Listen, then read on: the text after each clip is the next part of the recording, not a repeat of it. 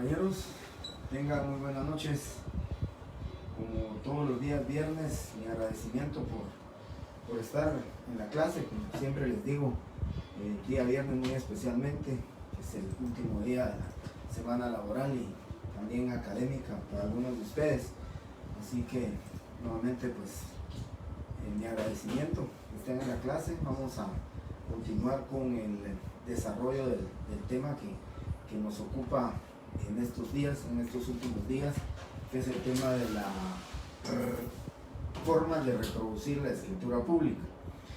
De manera muy breve quiero recordarles a ustedes el tema que ya platicamos, el tema que ya hablamos con ustedes, el tema que comentamos, si recordarán, las formas de extender los testimonios que hablamos en forma por fotocopias, artículo 67, y por el sistema también que establece el código la ley el código notariado, donde establecen el artículo 67 de cómo se van a extender los testimonios. Luego también platicamos acerca del pago del impuesto notarial, de las formas de que se va a extender. Hablamos del testimonio especial, hablamos del primer testimonio que me es de suma importancia, ¿verdad? Que ustedes sepan hacer la diferencia entre lo que es el primer testimonio y el testimonio especial. También hablamos del tema relacionado al pago del impuesto notarial, que habíamos platicado que el impuesto es del 2 quetzales por cada millar. Les dije a ustedes que la multiplicación es de la cantidad determinada, porque hablamos de contratos de valor determinado y de contratos de valor indeterminado. Los contratos de valor indeterminado, 10 quetzales el impuesto notarial. El contrato de valor indeterminado en el primer testimonio no tributa porque no se encuentra gravado por leyes fiscales. Y concluimos entonces con el tema del impuesto notarial. Recordarán ustedes que les dije es 2 quetzales por cada millar, se cubre en la primera hoja, y además en el testimonio especial son 50 centavos por cada hoja que se le adhiere de acuerdo al artículo 5, numeral 6 de la ley del impuesto del timbre y papel sellado especial para protocolos. Y solo quisiera comentarles, compañeros, porque me quedé con esa inquietud y a mí me gusta investigar, y la verdad es que una compañera hizo una pregunta la semana pasada, la clase pasada, sobre y relacionado al tema de la renta vitalicia. Les soy sincero, compañeros, cuando yo siempre he dicho que la práctica es la que hace al profesional. Podemos tener mucha doctrina, mucha teoría, pero si no tenemos la práctica necesaria, pues lógicamente debe ir de la mano, ¿verdad? Debe ir unido lo que es la práctica con la teoría y la doctrina, y lógicamente el estudio de las leyes, el análisis de las leyes. Pues la compañera preguntaba acerca del pago de la renta vitalicia en una escritura pública que fuera determinado, o el contrato fuera de una renta vitalicia. Saben ustedes que la renta vitalicia se le da a una persona una cantidad o cierta cantidad de dinero de manera periódica, de manera mensual, y cuando se habla de renta vitalicia pues debemos de entender que es hasta el final de la vida.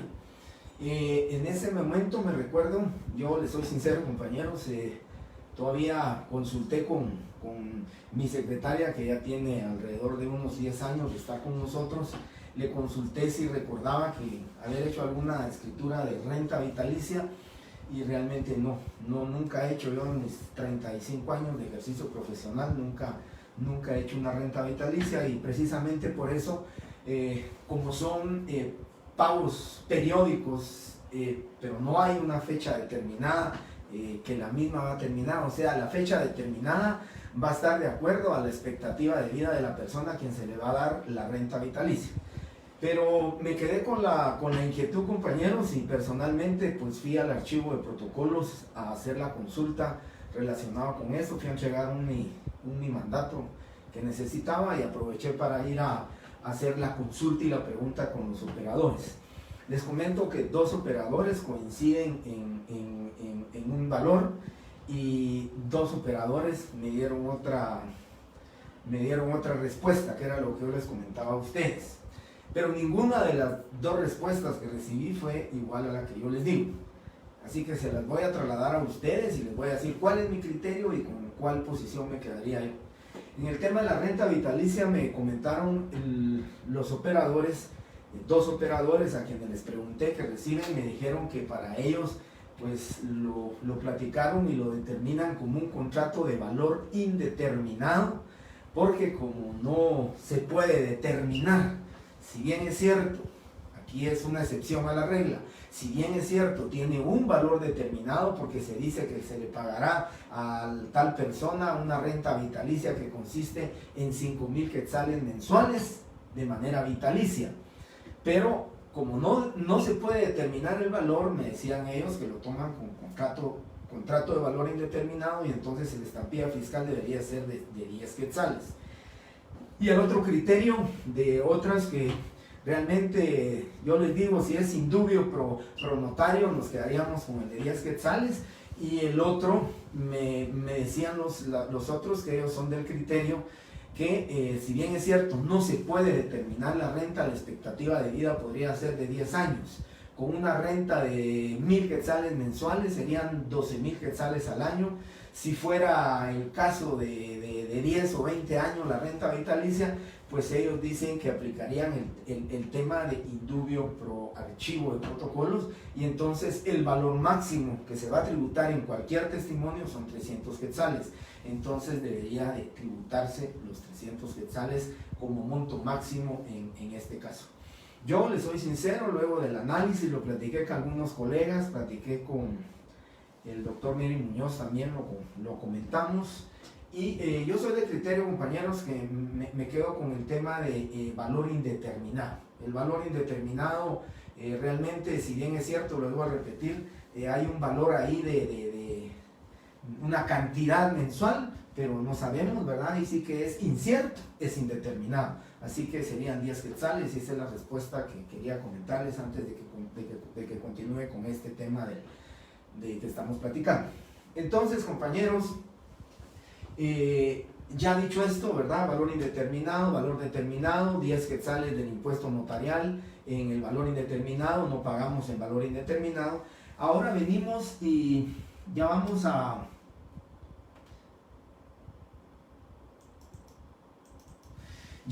platicar, compañeros, del tema. Por eso les pedí por favor que trajeran su ley del impuesto del timbre y su ley del impuesto del valor agregado.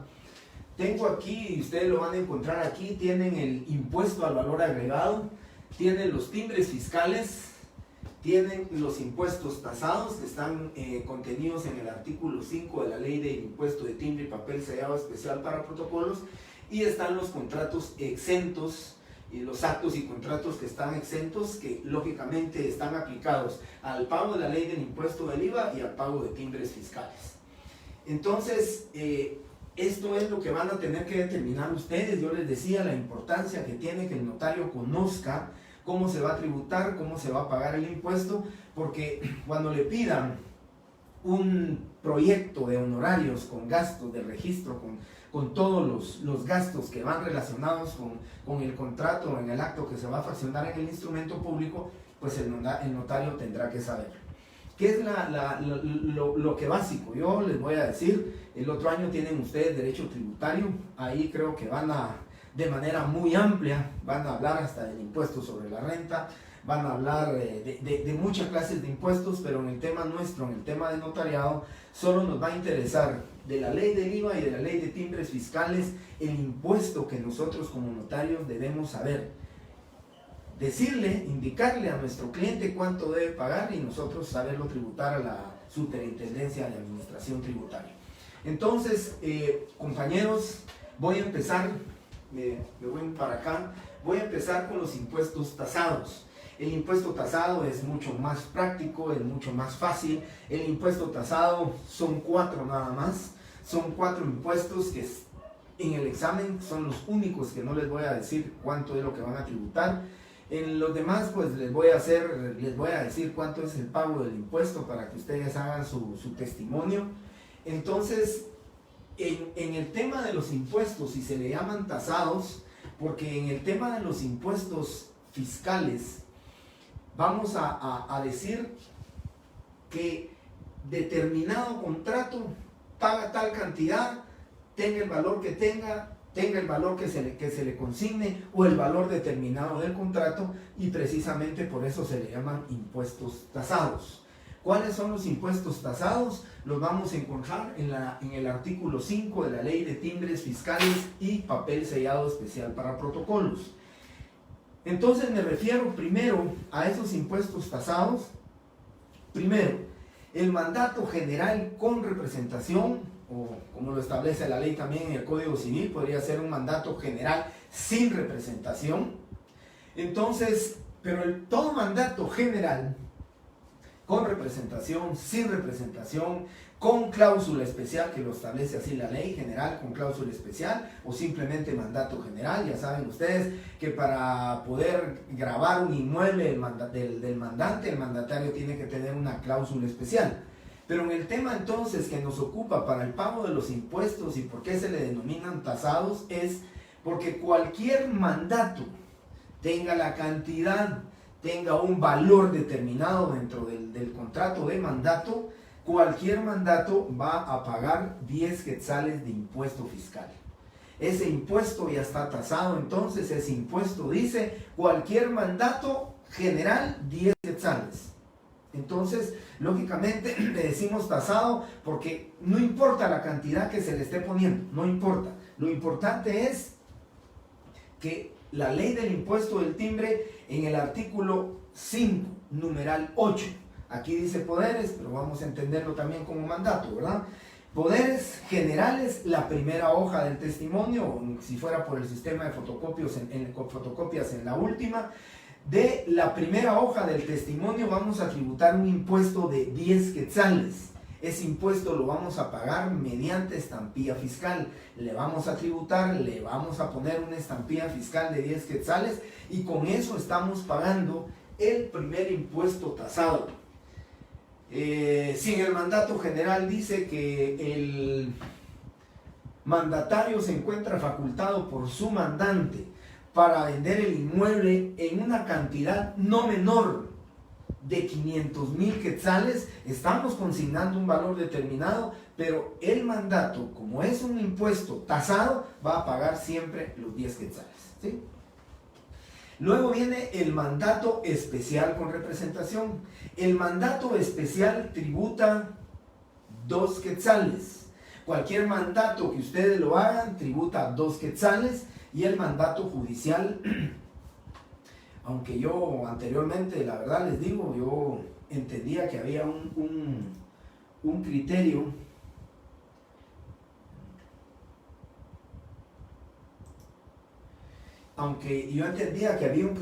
que el mandato judicial pues no tributaba, no estaba aquí incluido, pues en el archivo de protocolos, y creo que es un criterio pues, bastante acertado, el mandato judicial, dicen, es un mandato especial. Y por ser especial también tributa 2 quetzales de impuesto fiscal que se tributa con o que se paga con estampillas fiscales.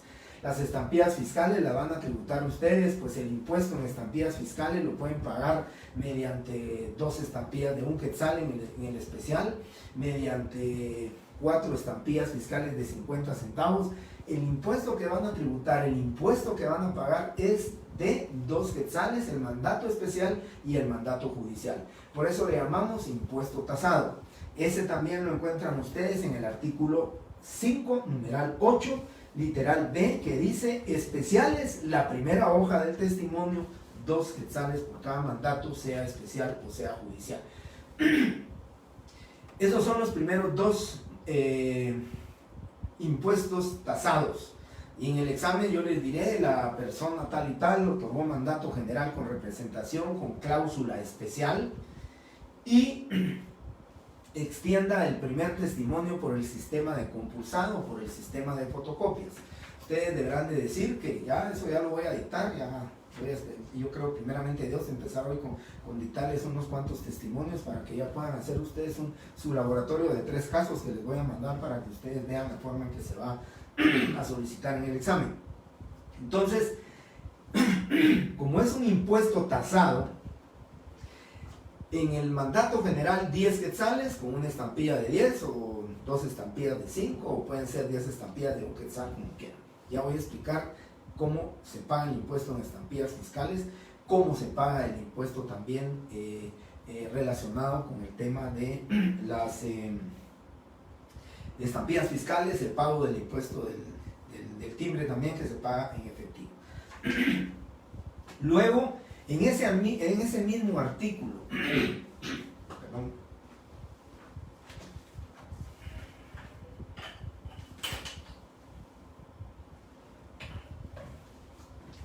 luego en ese mismo artículo, compañeros, los impuestos tasados, por eso les decía, está en el artículo 5 de la ley del timbre.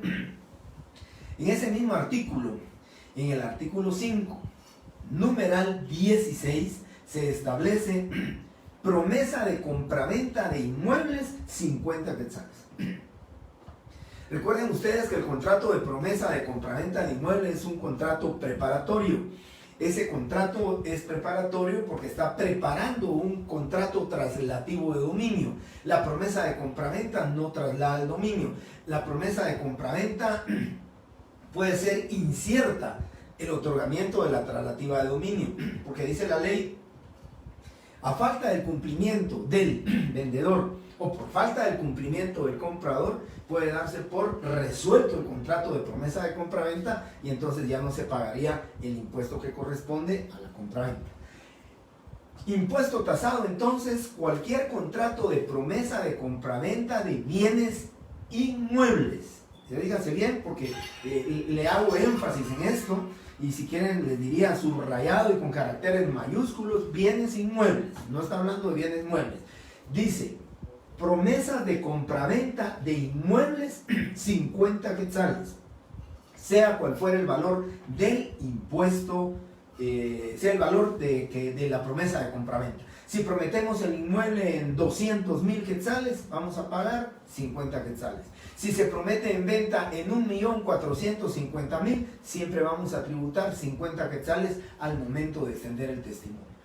Motivo, efectos registrales también. Recuérdense que la promesa de compraventa es una promesa, un contrato solemne que debe de constar en escritura pública, y para los efectos legales correspondientes, efectos judiciales, la promesa debe de encontrarse inscrita en el registro de la propiedad para que hagan una anotación en la finca prometida en venta para que se respete el plazo correspondiente y no se pueda trasladar el dominio porque hay una promesa de compraventa. Se tributan los 50 quetzales, se lleva el testimonio al registro y se hace la anotación correspondiente. Por eso tenemos entonces contrato de promesas de compraventa de bienes inmuebles, sea cual fuere, 50 quetzales. Ahora, testimonios. El último y cuarto impuesto tasado. Testimonios de las escrituras públicas de constitución, de transformación, de modificación, de liquidación o de fusión de sociedades mercantiles en la primera hoja, 250 quetzales de timbre, fuera el valor que fuera. ¿Sí? Si la constitución de la sociedad, el capital suscrito y pagado es de 500,000, vamos a pagar siempre 250 quetzales.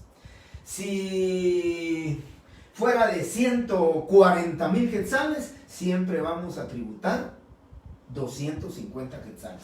Pero óiganlo bien, porque en el examen les puedo decir, extiende el testimonio de la escritura pública número 40, que contiene la fusión de la sociedad mercantil con tal sociedad. La fusión ya sería por absorción, ¿verdad? Entonces, 250 es lo que ustedes van a pagar con impuesto fiscal.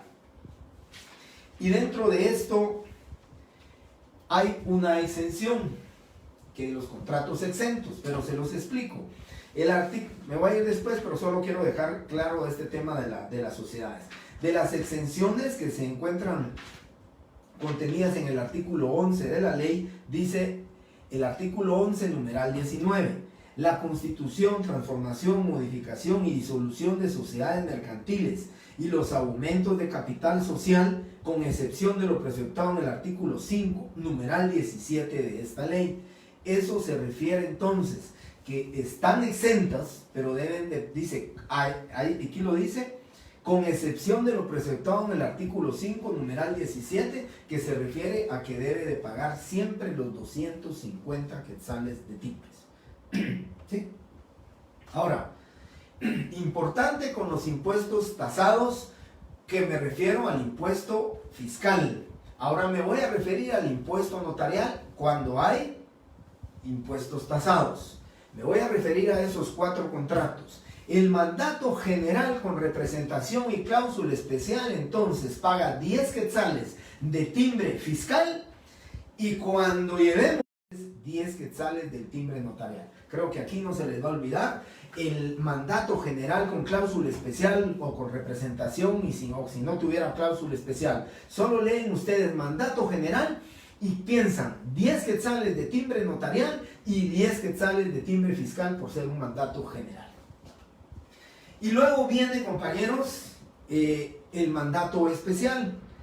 Igualmente, el mandato especial es para que el mandatario gestione una o dos determinadas de manera muy especial actividades o negocios que le interesen al mandante, pero es de valor indeterminado porque también se está delegando, se está confiriendo la representación legal en ese contrato. Por ese motivo también la diferencia va a ser: el mandato especial de impuesto fiscal paga 2 quetzales y el mandato especial, ¿sí?, timbre notarial, va a pagar 10 quetzales porque es un impuesto de valor indeterminado. Ahí estamos en estos 2 contratos tasados. Pero luego viene algo muy importante, compañeros, para que no se les va a olvidar también para los efectos de su examen, y esto es muy importante. La escritura de contrato de promesa de compraventa dice: impuesto fiscal tasado 50 quetzales.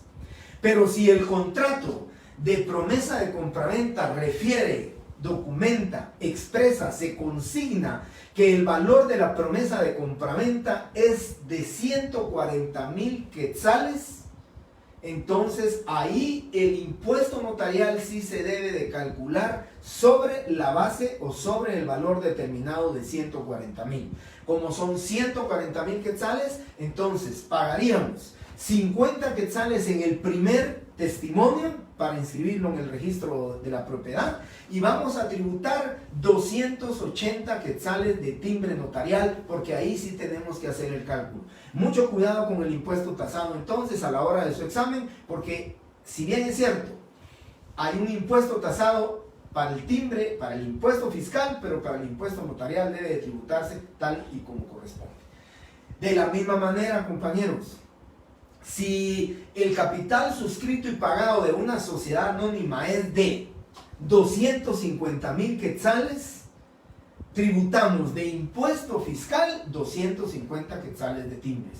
Y de impuesto notarial, ya saben ustedes la respuesta inmediatamente, porque excede de 150,000 quetzales, entonces va a pagar 300 quetzales de impuesto notarial. Así que el impuesto notarial en los 3 impuestos tasados, ya lo saben: mandatos, indeterminado, 10 quetzales. Y en el promesa de compraventa y en el de constitución de sociedades mercantiles, aquí sí tenemos que hacer el cálculo correspondiente para determinar cuál es el valor determinado, y sobre ese valor determinado 2 quetzales por cada día. Esto es entonces, compañeros, los impuestos tasados. El impuesto tasados, artículo 5 de la ley del impuesto de timbres y papel sellado especial para protocolos.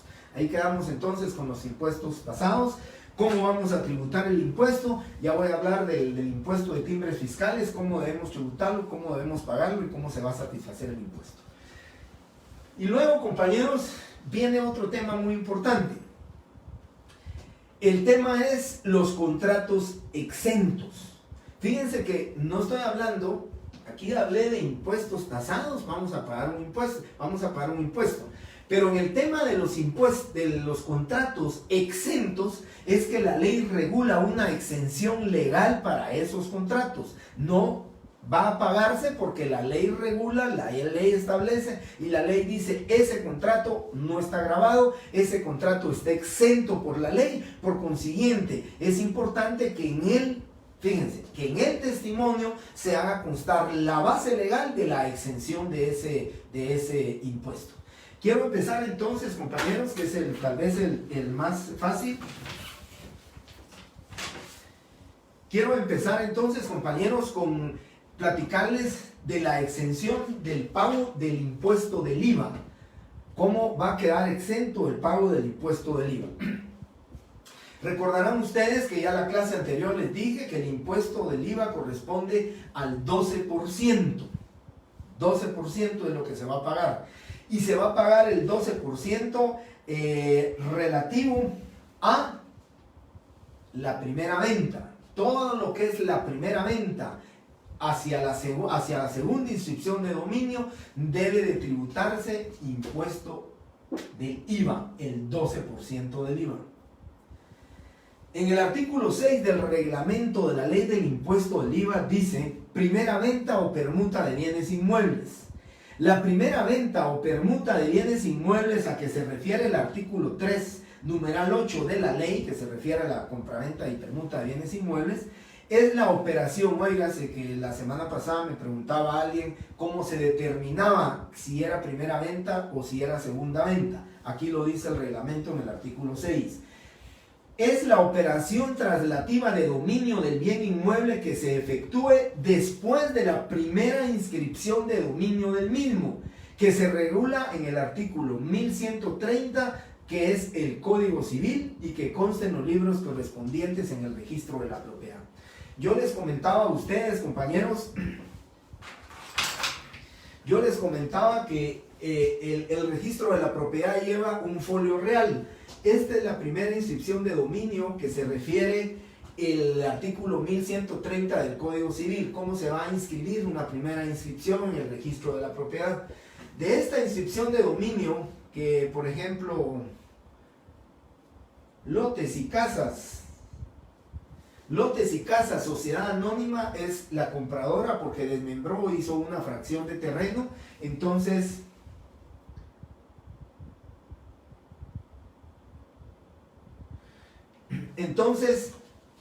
lotes y casas, sociedad anónima, se lo va a vender a doña Carlota. Doña Carlota ya va a crear su segunda inscripción de dominio porque va a decir Carlota Rivera, por el precio de 50,000 quetzales que han sido pagados, precio pagado, le compró a Lotes y Casas Sociedad Anónima la presente finca. Entonces Carlota Rivera ya es dueña de la finca y aquí determinamos que de esta inscripción de dominio a esta inscripción de dominio, entonces este contrato debe de pagar el impuesto del IVA.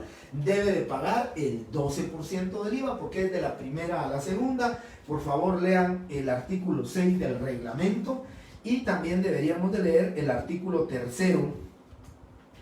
El artículo tercero de esta ley del impuesto del IVA, cuando se refiere en el artículo tercero, numeral 7, dice la primera venta o permuta de bienes inmuebles, eso está en la ley, y luego en el artículo 6 del reglamento donde dice que de la primera a la segunda, siempre esto va a pagar el 12%. Y de la segunda en adelante, de la segunda a la tercera, de la tercera a la cuarta, de la cuarta a la quinta, el impuesto que vamos a satisfacer es del 3%. Así lo vamos a determinar. Bien.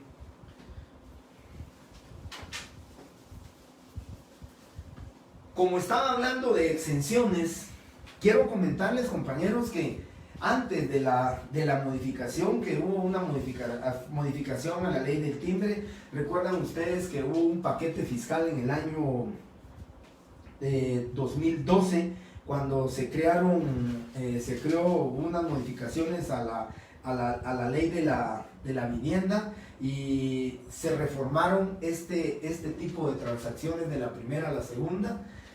Para el Estado, pues lógicamente, les explico, para el Estado desde el punto de vista fiscal, desde el punto de vista tributario, es de más beneficio que paguen el 3% del impuesto de timbres fiscales, porque es un impuesto definitivo, porque es un impuesto que se entera en las cajas de la Superintendencia de Administración Tributaria, y ese impuesto ya lo adquirió el Estado, ¿verdad?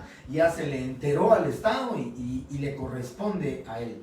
En el tema del 12% del IVA, recuérdense ustedes que la misma ley dice que depende del régimen del contribuyente, el régimen como va, el régimen tributario del contribuyente. Entonces puede crear, para los contadores lo entenderán mejor que yo y lo explicarían mejor que yo, el crédito débito. Entonces las sociedades anónimas, las notificaciones, las urbanizaciones fueron las que en su momento discutieron este tema del pago del impuesto del 12%, del 3%, porque precisamente a las urbanizadoras se les permitió que de la primera venta a la segunda venta pudiera extender facturas, porque entonces con esas facturas a fin de mes ellos pueden hacer el crédito débito, ¿verdad? Cuánto tienen de crédito, cuánto tienen de débito, y lógicamente el impuesto sería la resta de lo que tienen de débito y lo que tienen de crédito. Por ese motivo, el 12% del IVA solo se va a pagar de la primera venta, de la primera inscripción de dominio hacia la segunda, y luego se paga un 3%. Ese 3% es definitivo. Ya no se puede hacer crédito débito, simplemente se pagó en efectivo o se pagó con timbres fiscales y el impuesto ya quedó satisfecho. Pero en el tema del IVA, entonces, compañeros, estoy hablando de la exención, cuando está exento el impuesto del IVA. Y hay una exención que, por supuesto, les quiero decir otra vez y se los vuelvo a repetir. La ley del impuesto del IVA tiene de las ventas y servicios exentos, tiene en su artículo 7 varios numerales, pero el que realmente a nosotros los notarios nos interesa, el que realmente a nosotros los notarios vamos a platicar el día de hoy, es la del artículo 7, numeral 12. ¿Qué es la exención que tiene? La venta de bien inmueble, óiganse pues, contrato de compra-venta de inmueble está exento bajo las siguientes condiciones, requisitos y formalidades. La venta de vivienda con un máximo de 80 metros cuadrados de construcción, cuyo valor no exceda de 250,000 quetzales, y la de los lotes urbanizados, aquí es lotes urbanizados, que incluyan los servicios básicos. Si fuera lote sin construcción, dice que no exceda de un área máxima de 120 metros cuadrados, cuyo valor, el inmueble, o sea, el lote, el terreno sin construcción, no exceda de 120,000 quetzales. Además, el adquirente deberá acreditar que él y su núcleo familiar carecen de vivienda propia o de otros inmuebles. Todo lo anterior deberá hacerse constar en la escritura pública respectiva. Estoy hablando entonces, me refiero a la ley del impuesto del IVA cuando estamos hablando de los contratos y actos exentos. Aquí dice claramente la ley, son 3 supuestos, pero los 3 supuestos deben de cumplirse, los 3, ¿sí? O sea, no decimos, bueno, si el inmueble tiene 120 metros, menos de 120 metros de construcción, sí. Pero si el núcleo familiar, la persona que está comprando, él y su núcleo familiar, sí tienen vivienda, no aplican, ¿sí?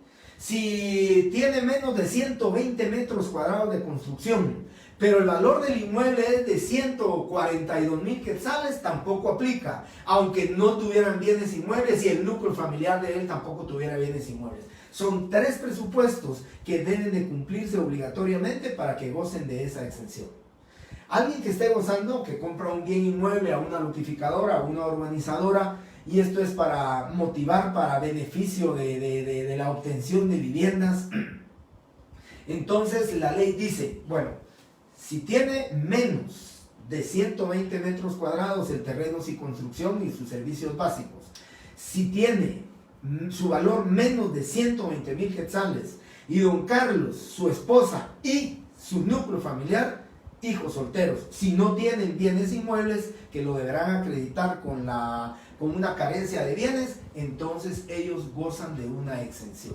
Y como la ley establece y dice que para gozar de una exención, en el documento que se va a gozar de la exención, debe de constar la base legal para gozar de dicha exención. ¿Cuál es la base legal? ¿O cuál debería ser la base legal que el notario, al momento de extender su testimonio, hará constar? Pues dirá: no se satisface impuesto fiscal alguno en virtud de lo prescrito en el artículo 7, numeral 12 de la ley del impuesto del timbre de la ley del impuesto al valor agregado IVA, decreto 2792 del Congreso de la República. Eso es entonces la exención en el tema del IVA. Pero también hay algo muy importante en el reglamento que debo de leérselos, cuando dice: para los efectos de la aplicación de la exención en la compra de vivienda o lote urbanizado a que se refiere la norma legal citada, o sea, el artículo 7, numeral 12, se entenderá por núcleo familiar el conjunto formado por el padre, la madre y los hijos solteros, así como el conjunto formado por un hijo casado y su padre o su madre soltera. Podría estar incluido dentro del núcleo familiar un padre, una madre, padre soltero, madre soltera con un hijo casado. Y además dice: en circunstancias especiales que se acrediten documentalmente, y para ese caso en particular, la administración tributaria podrá establecer otra conformación del grupo familiar. Pero ¿qué necesitamos para que goce de exención en la compra de un inmueble? Ya lo dijimos. Artículo 7, numeral 12, que apliquen los 3 presupuestos que se cumplan, y además que se determine que él y su núcleo familiar carecen de vivienda propia. ¿Qué significa? Que tanto el padre, la madre y sus 2 hijos solteros deberían de acreditar documentalmente, con la carencia de bienes, de que ellos no poseen bienes para que gocen de esa exención. Ese es el contrato exento dentro de lo que se refiere la ley del impuesto del IVA, o sea, el impuesto al valor agregado. Y luego,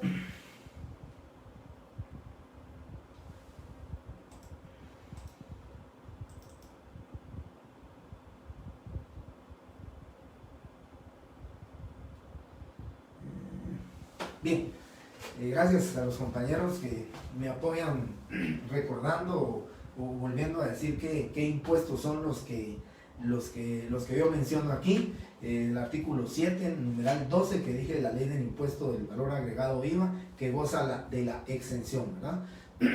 Si yo en el examen les dijera: don Carlos Alberto Jiménez y su esposa compran un bien inmueble cuyo área es menor a 120 metros cuadrados, ¿sí? Extienda el primer testimonio de la escritura pública, y entonces lógicamente debe de gozar o debe de cumplir con los 3 presupuestos que ya hablamos y que ya discutimos y que platicamos con respecto a esta ley, ¿verdad? Aquí lo importante es que cuando extiendan el testimonio tienen que hacer documentar la base legal, que sería artículo 7. No se satisface impuesto fiscal alguno en virtud de lo prescrito por el artículo 7, numeral 12 de la ley del impuesto del IVA, decreto 27-92, y con eso están cumpliendo ustedes con el tema de un contrato exento. Bueno, y ahora vienen los contratos exentos o los actos exentos del 3% de timbres fiscales y papel sellado especial para protocolos, como lo establece la ley. Entonces, el artículo 11 se refiere a los actos y contratos exentos. Dice artículo 11: están exentos del impuesto los documentos que contengan actos o contratos en los siguientes casos. Importante para nosotros los notarios: todos los contratos y documentos que contengan actos grabados con el impuesto al valor agregado, independiente de quién los realice y tenga o no calidad de contribuyente de dicho impuesto. ¿Qué significa? Que cualquier contrato que pague impuesto del IVA está exento del pago, lógicamente. Recuérdense que constitucionalmente es una norma constitucional, no puede existir la doble tributación, no podría cubrirse dos impuestos en un mismo acto o contrato. Por consiguiente, todos los actos o contratos que están gravados por la ley del impuesto del IVA, entonces no paga impuesto de timbres fiscales. Y para eso quisiera referirme para un caso que les dé como ejemplo del impuesto del IVA, ¿verdad? Tenemos, por ejemplo, la donación entre vivos de bienes muebles o inmuebles, dice la ley, que está agravada por la ley del impuesto del IVA. Por consiguiente, la ley del timbre dice que está exento porque está pagando el IVA. La donación paga el IVA, ¿sí? De la misma forma también dice, la primera venta o permuta de bienes inmuebles está gravada por el IVA, por consiguiente tiene exención de los timbres fiscales. Eso es la forma en que ustedes van a determinar cuándo pago IVA y cuándo pago timbres. En el examen yo se los voy a decir. Yo les voy a decir claramente, el impuesto a satisfacer es de 1.800 quetzales, el cual deberá cubrir mediante estampillas fiscales o el cual deberá de cubrir en efectivo, o deberá de cubrirlo de acuerdo a lo que establece la ley. Por ejemplo, en el caso de las facturas, que se recuerdan ustedes, les dije que en el caso de las urbanizaciones, cuando es de la primera a la segunda venta, el impuesto del IVA se satisface mediante una factura. Se recuerdan ustedes cuando les enseñé en la clase pasada el pago de un impuesto en testimonios de esta forma. Entonces, exentos del 3% de timbres fiscales, ya les dije, lo que grava la ley del IVA lo tiene exento la ley del impuesto de timbres fiscales. Y entonces continúo con los contratos y actos exentos en la ley del impuesto de timbres fiscales. Artículo 11, son 3, pónganme atención. Los documentos de pago, facturas o documentos equivalentes que se extiendan como consecuencia de actos o contratos de valor determinado en los que se hubiera satisfecho el impuesto correspondiente. Aquí, compañeros, el contrato que se refiere a esto cuando habla los documentos de pago, facturas o documentos equivalentes, pues lógicamente, compañeros, dice están exentos porque el impuesto correspondiente ya ha sido satisfecho. Esto, compañeros, no es más que una compraventa de bienes inmuebles con garantía hipotecaria. Se constituye una hipoteca y en el momento que el deudor hipotecario termine de cancelar, el acreedor hipotecario está obligado a extenderle el documento denominado o el contrato denominado carta total de pago, o también como se le denomina carta de liberación de hipoteca o contrato de liberación de hipoteca. Pero lo que está haciendo ahí es haciendo constar que el deudor hipotecario canceló totalmente la cantidad adeudada, el capital adeudado, en esa escritura pública de compraventa donde ya se satisfizo el impuesto correspondiente, donde ya se pagó, donde ya se tributó. Entonces la ley dice, ese documento que libera la hipoteca, ese documento que otorga una carta total por haber pagado totalmente el capital, se encuentra exento del pago. ¿Qué tendríamos que hacer? Ya traje hoy una muestra, no sé si la voy a poder ver el día de hoy, pero ya traje un ejemplo, y eso sí se los voy a dictar cuando esté exento, para que ustedes sepan cuándo hay exención o cómo se va a hacer la exención. Yo se los voy a dictar. Luego viene, dice, numeral 16, los créditos y préstamos otorgados por los bancos, financieras y demás entidades autorizadas por la Superintendencia de Bancos para cualquier destino y los documentos acreditativos de los mismos. ¿Qué significa esto, compañeros? Todos los préstamos bancarios, todos los préstamos de financieras o grupos financieros del país, todos los préstamos que estas instituciones bancarias supervisadas por la Superintendencia de Bancos le entreguen en préstamo la cantidad, todo eso está exento del pago. Esto es para motivar, digamos, desde el punto de vista de la motivación para las entidades bancarias que den préstamos y que lógicamente no vayan a causarle más gasto al acreedor hipotecario con pagar un impuesto, que lo que está buscando precisamente es la obtención de un capital, que puede ser un capital de trabajo, un capital para construir una vivienda, un capital para modificación de su vivienda, pues todo, o ampliación de una vivienda. Eso es a lo que se refiere entonces el...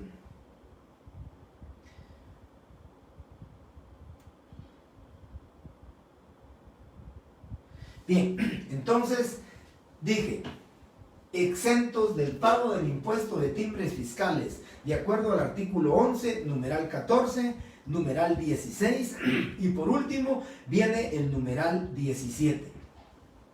El numeral 17 en un tiempo fue suprimido, luego se planteó una inconstitucionalidad por haber sido suprimido o derogado este numeral, y entonces nuevamente cobró vigencia porque los préstamos bancarios eran los únicos que estaban exentos de pago del impuesto de timbres fiscales, y entonces para que no hubiera aquí una distinción y por el principio constitucional de igualdad, pues entonces se determinó que los créditos, préstamos y financiamientos otorgados entre particulares, sean personas individuales o jurídicas, y los documentos acreditativos de los mismos se encuentran exentos.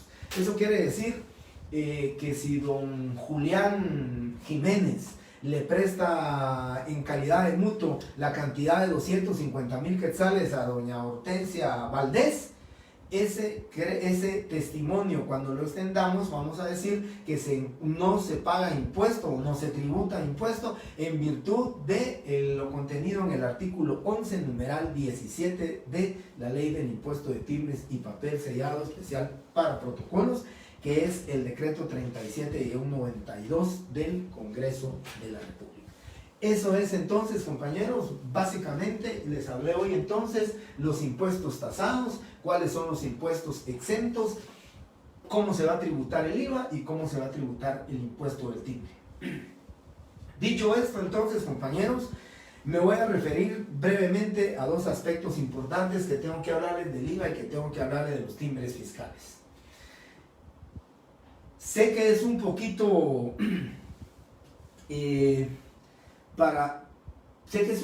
incongruente lo que explico o lo que voy a explicar, pero la ley así lo dice y la ley así lo establece.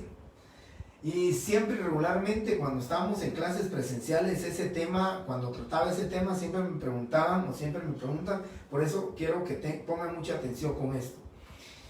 El impuesto del IVA es del 12%.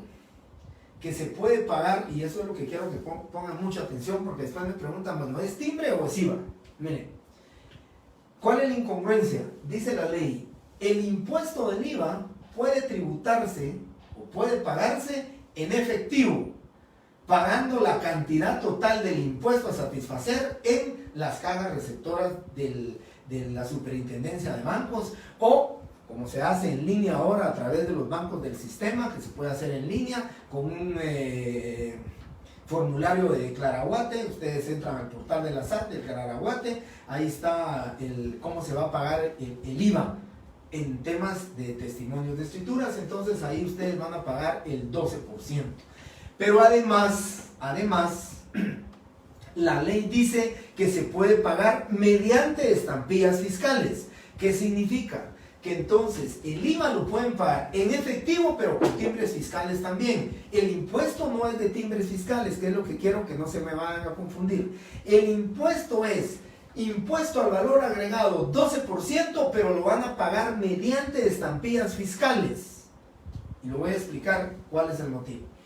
Y luego los timbres fiscales pueden pagarse en efectivo y pueden pagarse mediante estampillas fiscales también. Pero el impuesto del timbre, lógicamente, decimos impuesto del timbre, sabemos, vamos a pagar el timbre con estampillas fiscales de 100 quetzales, que es el máximo de estampillas fiscales, ¿sí? Hay de 50 centavos, hay de 1 quetzal, de 2 quetzales, de 3 quetzales, de 5 quetzales, de 10 quetzales, de De ahí nos pasamos a 25 quetzales, a 40 quetzales, 80 quetzales y 100 quetzales. Ese es el valor y las denominaciones de los timbres fiscales. Pero entonces, por favor, quiero explicar. Impuesto del IVA en efectivo o con timbres fiscales. Impuesto de timbres fiscales en efectivo o con timbres fiscales. O con factura. ¿Sí? Eso es como vamos a nosotros a pagar. Perdón, el IVA con factura, ¿verdad? Ya les dije, urbanizaciones, notificaciones, puede ser por medio de timbres fiscales, por medio de efectivo o por medio de la factura que se adjunta al testimonio.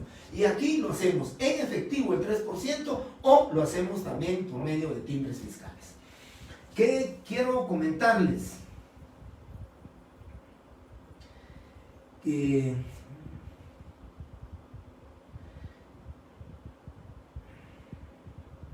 Bien, ¿qué quiero comentarles, compañeros? Creo que sí tengo tiempo todavía. Y ahí se van a quedar ustedes con eso de muy importante. Entonces, el IVA, factura, timbres o efectivo, timbres en efectivo o con timbres fiscales. ¿Qué sucede? ¿Por qué pagamos esto con timbres fiscales? Y ustedes se preguntarán, bueno, pero es un impuesto del IVA, ¿por qué le ponemos estampillas fiscales? La explicación es muy sencilla.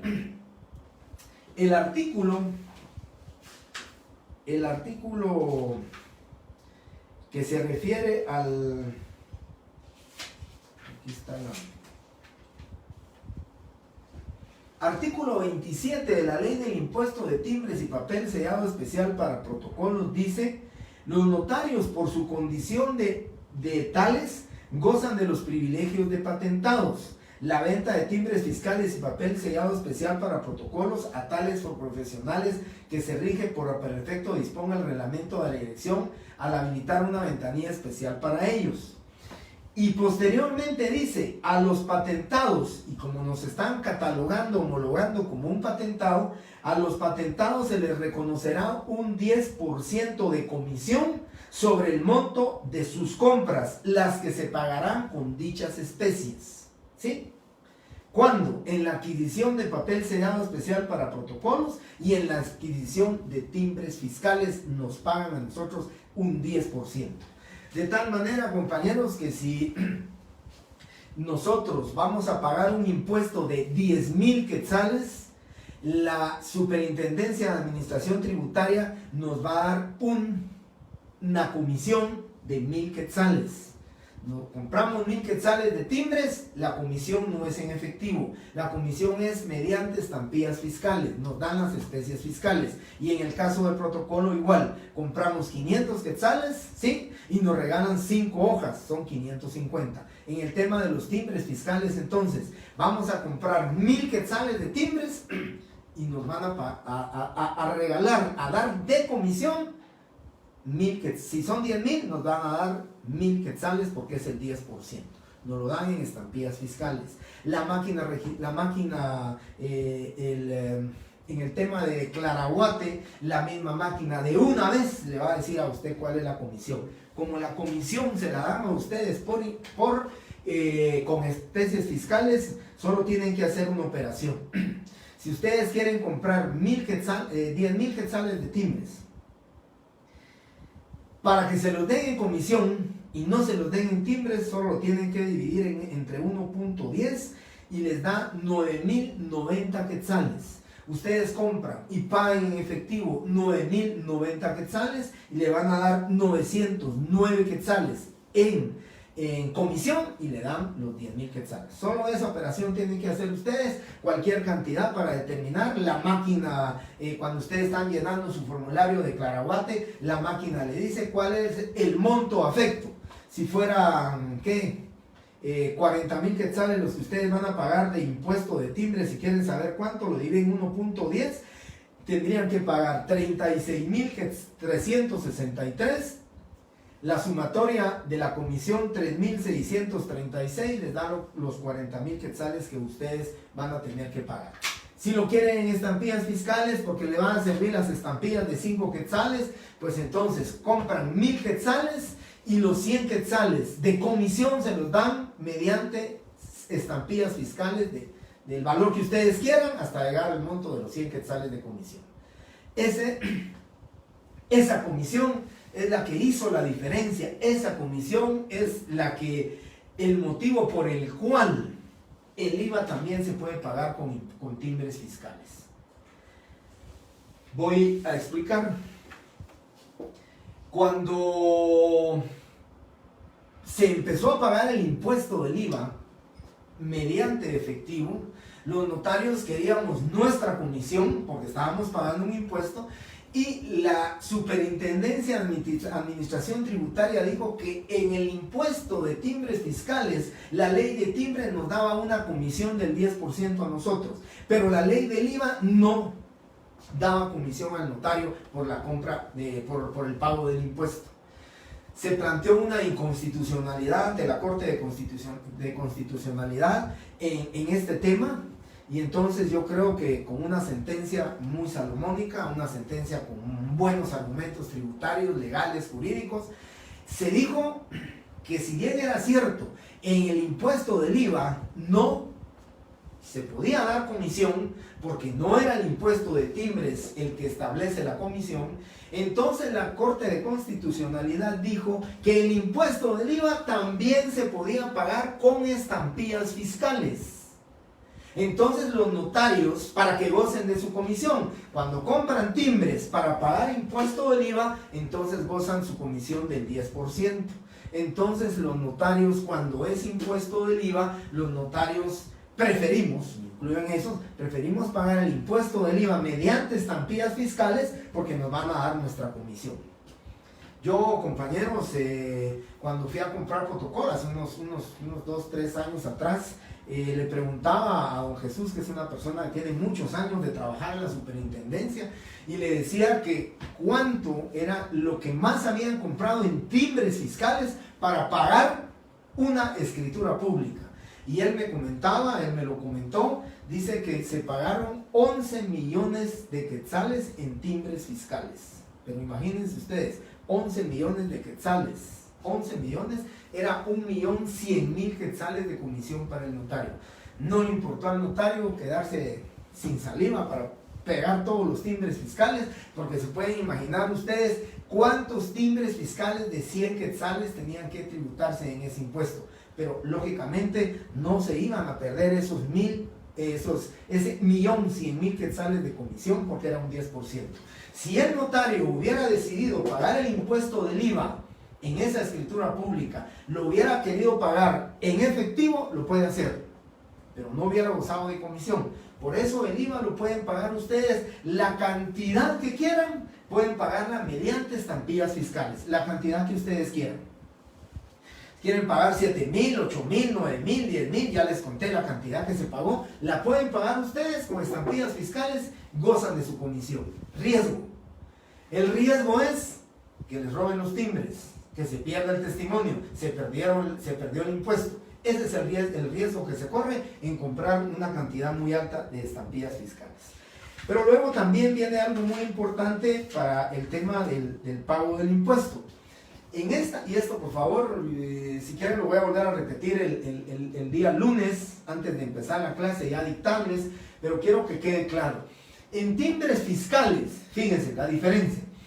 En impuesto del IVA ustedes pueden pagar 100.000 quetzales con estampillas fiscales y le pueden poner a su testimonio, utilizar 20 hojas y ahí ponen sus timbres fiscales. En el caso de timbres fiscales, si el impuesto que van a pagar es el 3%, la ley del impuesto del timbre dice, cuando el impuesto a pagar, conforme lo establece la presente ley, sea mayor de 3.000 quetzales exactos, deberá pagarse obligatoriamente en efectivo en los bancos del sistema o en las instituciones autorizadas para este efecto. En estos casos, los notarios conservarán el derecho a la comisión que establece el artículo 28 de esta ley. ¿Qué significa? Que si pagamos en efectivo el impuesto del timbre, como la ley lo establece, nos dan nuestro 10%. La máquina le calcula su 10% y usted solo va a pagar lo que corresponde y su 10% sí se queda usted y le retiene su 10% en efectivo. Y si lo paga mediante estampillas fiscales, o le dan estampillas fiscales por el valor que usted quiere, o le dan más estampillas fiscales, pero esto lo puede pagar, ¿sí? En efectivo, goza de comisión. Y si lo paga mediante timbres fiscales, que puede ser hasta 3,000 quetzales. En la ley del IVA no. Con lo del IVA, ustedes pueden pagar la cantidad que quieran con estampillas. ¿Para qué? Para que gocen de la comisión. Esa es la diferencia porque el IVA se puede pagar con estampillas fiscales y porque los timbres fiscales se pueden pagar con en efectivo, gozando de la comisión, y con timbres fiscales gozando de la comisión. Pagamos en efectivo aquí, no hay comisión. Pagamos en timbres fiscales, sí hay comisión, ¿sí? Entonces, compañeros, con esto termino la clase el día de hoy. Ya el día lunes empiezo a dictarles. Hoy traía... Mi idea era empezar el día de hoy ya a hablar de los testimonios. Traigo un testimonio a manera de ejemplo que precisamente de repente se los voy a dictar aquí para que vayamos viendo los temas que corresponden y los temas que van a ver.